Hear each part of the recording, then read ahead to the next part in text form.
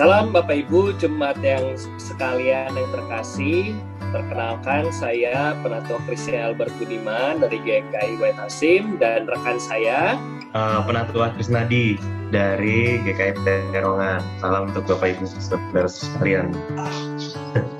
Nah, jadi program ini dibuat buat saling memperkenalkan teman-teman calon pendeta GKI yang sekarang sedang praktek atau yang baru lulus, dan kita akan berbagi mengenai pandangan-pandangan tentang topik-topik tertentu. Dan secara khusus pada saat ini saya mengundang Penatua Krisnadi untuk sharing pengalamannya, karena dipanggil Pak aja nggak apa-apa ya, Pak Krisnadi, atau gimana nih? Krisnadi aja nggak apa-apa.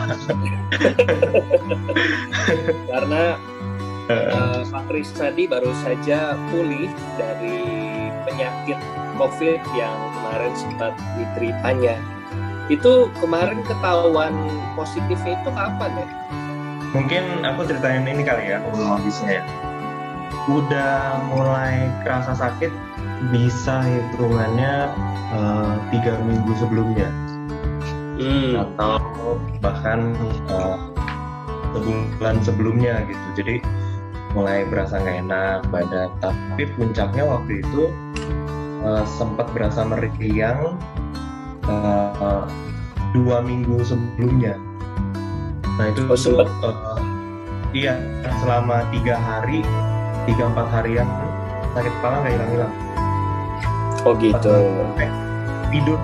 Tidur itu nggak bisa karena kepalanya benar-benar sakit, dan tidak cuma di kepala tapi di seluruh badan itu nyeri-nyeri semua.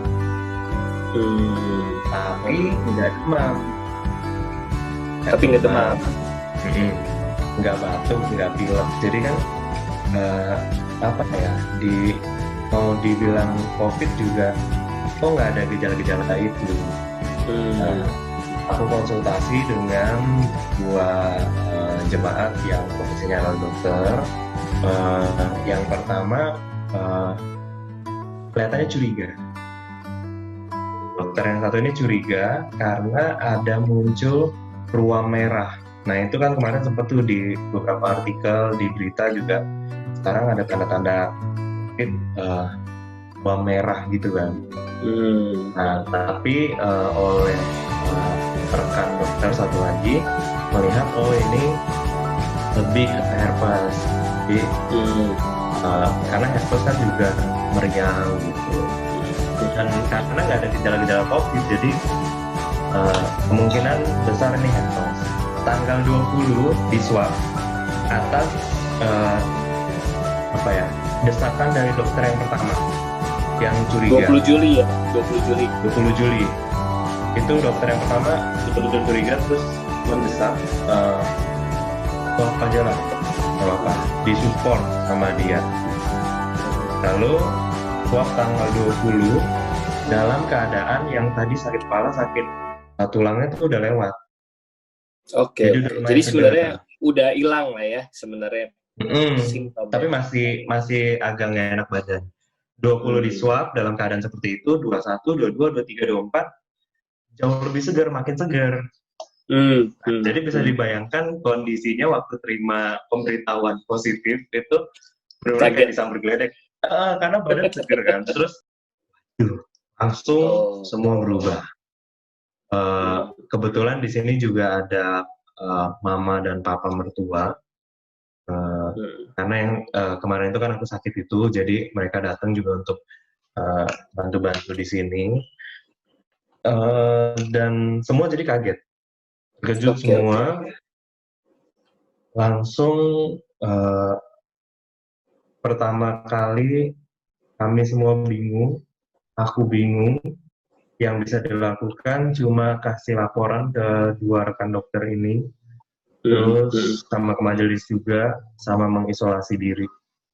Tapi nggak tahu lagi apa yang harus dilakukan.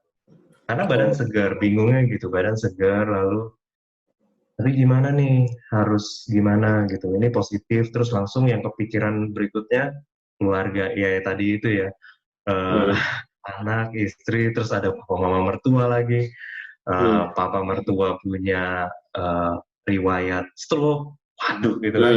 Kalau dibilang penyakit komorbid kan, ya Iya. itu salah satunya. Aduh gimana ini. Jadi lebih kepada juga khawatir dengan keluarga, tapi konsultasi, diskusi dengan majelis juga, beberapa rekan penatua dengan eh, dokter ini juga, terus akhirnya disarankan ya udah diputuskan ke ini aja, ke rumah sakit. Nah terus kan Krisnadi ini kan apa sih maksudnya calon pendeta gitu kan di GKI Peterongan gitu. Dampaknya gimana sama gereja? Perubahannya sih nggak begitu banyak karena juga kalau mau di tracing dari yang aku sejak dinyatakan positif sebelum-sebelumnya memang udah lama nggak ada kontak erat dengan jemaat lah. Oh iya, syukurlah.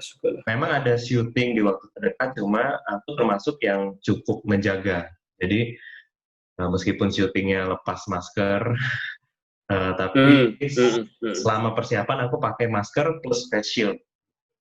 Oke, Terutama jadi karena ada penatua juga yang ikut kan, dan cukup lanjut usia. Jadi lebih baik memang aku menjaga. Karena aku selalu prinsipku bisa aja aku yang menularkan.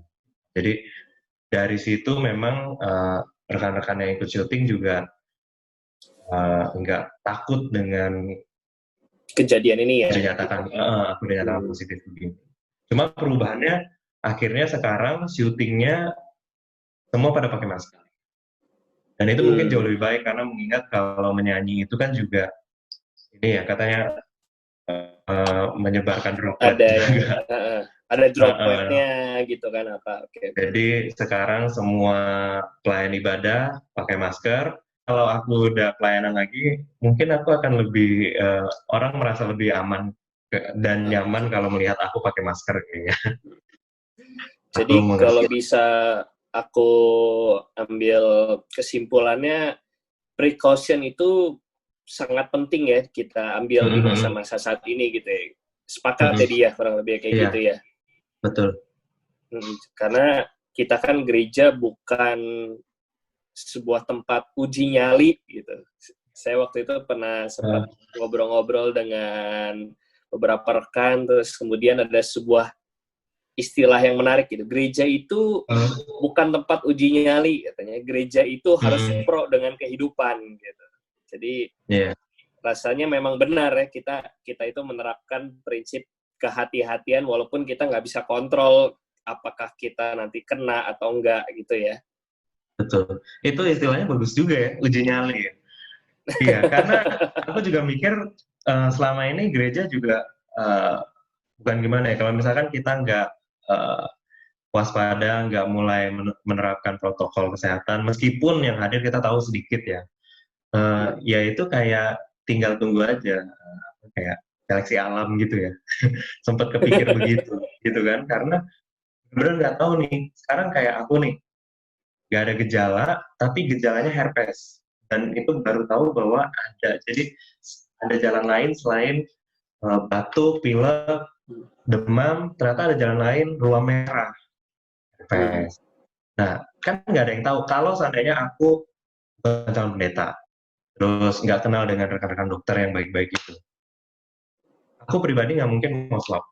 Dan aku akan menjalankan aktivitasku seperti biasa.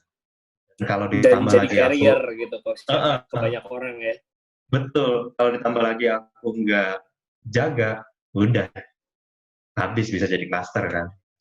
Memang akhirnya betul sih, dalam kondisi kayak gini kita jangan membiarkan seleksi alam itu terjadi ya, uji nyali. Maksudnya terlalu sayang. Kalau di Alkitab itu bukan cuman berdoa, tapi kan berjaga-jaga dan berdoa, betul ya dia? Iya, ku doakan yang ku kerjakan yang ku doakan. Gitu. Nah, kalau kita minta sama Tuhan sehat, ya kita usahakanlah yang terbaik gitu ya. Memang secara tampilan pasti jelek sih. Kalau ngelihat rekaman orang pakai face shield, pakai masker, kan kayak rekaman ibadah begitu kan kayak aduh ini ya apa bukan gambaran yang menarik untuk dilihat. Kayak sekarang Iya, kalau iya. di TV kan acara-acara TV semua pakai face shield, pakai masker. Itu kan bukan apa pemandangan yang menarik, tapi kayak gimana situasinya kayak gini ya. Tinggal kita pilih mau yang mana gitu, uji nyali atau berjaga-jaga gitu. Iya. Tapi setelah pengalamanku begini, aku nggak mau membiarkan gereja jadi ajang uji nyali. Nggak deh. Oke, oke. Aku cukup termasuk yang beruntung dengan privilege yang ada, dengan dukungan yang ada, dengan kondisi dan usia belum ada penyakit komorbid, penyakit penyerta, usia masih relatif muda. Aku termasuk yang beruntung. Bilang. Tapi jangan sampai ya kalau jadi ajang uji nyali terus kena ke ada lansia, ada komorbid, belum lansia lah Pak Parubaya dan akhirnya penyembuhannya lama, aku sih akan sangat menyesal kalau aku yang jadi carrier-nya atau membiarkan itu terjadi di depan mataku, depan pengawasan. Iya, kita bukan Hmm. jadi pembawa kabar baik, jadinya penyebar penyakit gitu ya. Betul betul. Oke, mungkin ada kata-kata yang atau pesan-pesan yang ingin disampaikan secara khusus buat jemaat-jemaat siapapun yang melihat rekaman ini ke depannya. Ada sesuatu yang mungkin mau disampaikan? Ya, utamanya yang tadi itu ya, bahwa kita selalu libatkan Tuhan dalam kondisi yang membingungkan seperti ini. Dan karena kita melibatkan Tuhan, karena kita berdoa juga, jadi jangan lupa untuk mengerjakan apa yang kita doakan. Jangan jadikan gereja atau kehidupanmu ajang uji nyali. Jangan mencobai Tuhan, tapi justru sebaliknya pakai hikmat yang Tuhan berikan untuk melakukan sesuatu. Itu bentuk partisipasi yang sesungguhnya. Terlibat dalam karya keselamatan, terlibat dalam karya agung Allah untuk menghadirkan kerajaan Allah. Nah, secara praktisnya ya begitu. Gunakan masker, social distancing, jaga diri, dan dengan begitu kita juga jaga orang lain. Lalu yang mungkin aku bisa sharingkan juga ya, untuk yang masih suka mikir bahwa ini soal konspirasi, ini yang lain-lain segala macam, percayalah COVID itu real. Itu masalah yang nyata, aku udah mengalaminya, dan kalau masih mau dibilang juga, wah itu jangan-jangan konspirasi rumah sakitnya. Aku pertama responnya ada gitu dari pihak keluarga besar lah. Ada yang merespon bahwa coba dipastikan lagi, jangan-jangan itu rumah sakitnya bisa-bisaan. Aku sih buat apa gitu kalau apa untungnya rumah sakit kasih orang positif COVID untuk apa gitu juga kan. Tapi yakinlah bahwa COVID itu persoalan yang nyata, dan karena itu kita nggak membangun ketakutan, sebenarnya kita bangun empati, terutama buat rekan-rekan kita yang juga berjuang. Aku 5 hari 4 malam di rumah sakit, tapi jemaatku ada yang 3 minggu di rumah sakit.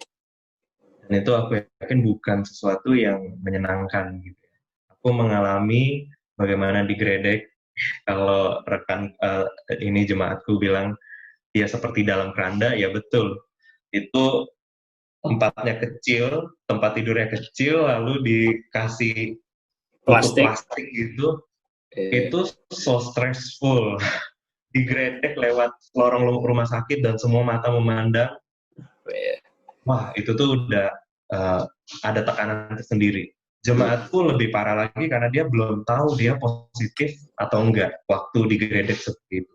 Itu tuh langsung semua pikiran negatif ada. Kan? Nah,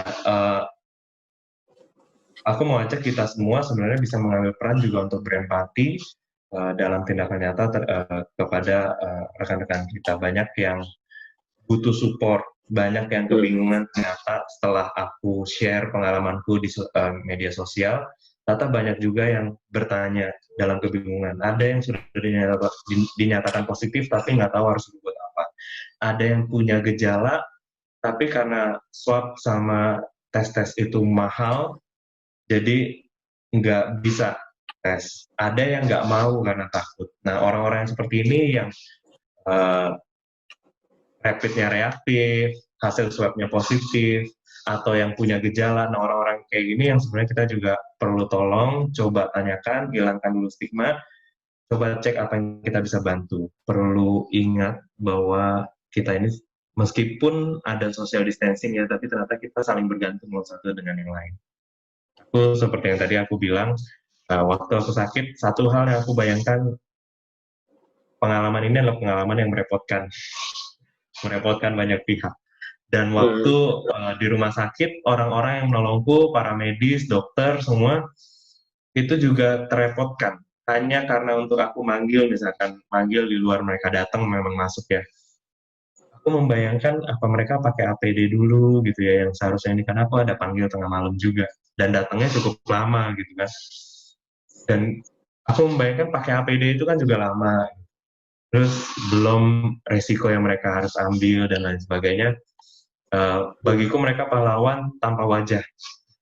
Karena tiap kali mereka masuk aku nggak kenalin. Aku cuma bisa baca nama mereka, kalau ada, kalau nggak ada.